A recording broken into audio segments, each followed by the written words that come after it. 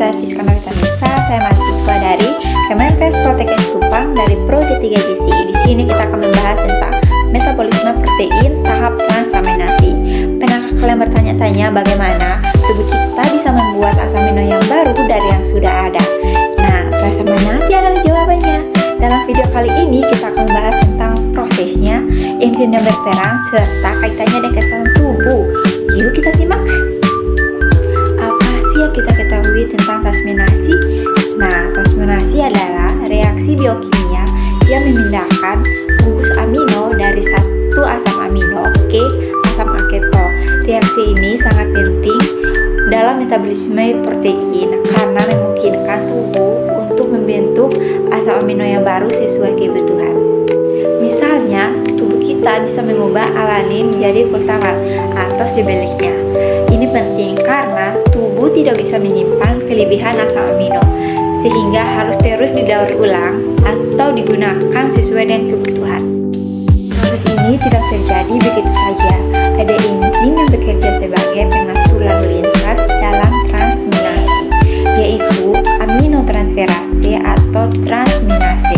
Dua enzim utama adalah yang pertama ada aspartate aminotransferase atau disebut AST, berperan dalam reaksi antara asparat dan juga ketoglutarat. Yang kedua ada alanin aminotransferase atau disebut ALT, berperan dalam reaksi antara alanin dan ketoglutarat. Selain enzim, transminasi juga membutuhkan koenzim piridoksal fosfat atau disebut PLP yang berasal dari vitamin B6. PLP bertindak sebagai penghubung sementara yang menerima dan mentransfer gugus amino. Sekarang kita lihat bagaimana transminasi terjadi. Ada 3 langkah utama. Yang pertama, gugus amino dari asam amino dipindahkan ke LP membentuk piridoksamin fosfat atau disebut PMP. Yang kedua, ada PMP mentransfer gugus amino ke asam aketo membentuk asam amino baru. Yang ketiga, PLP kembali ke bentuk aktifnya dan siap untuk reaksi berikutnya. Contoh paling umum adalah reaksi antara alanin dan aketoglutarat. Hasilnya adalah glutamat dan piruvat yang bisa masuk ke jalur metabolisme lain seperti siklus Krebs.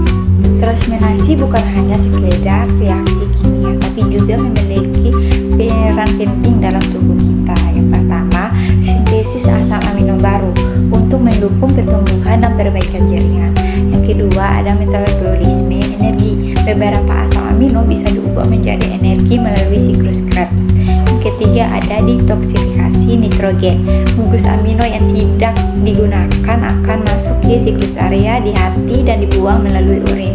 Jadi, transminasi membantu menjaga keseimbangan nitrogen dalam tubuh kita.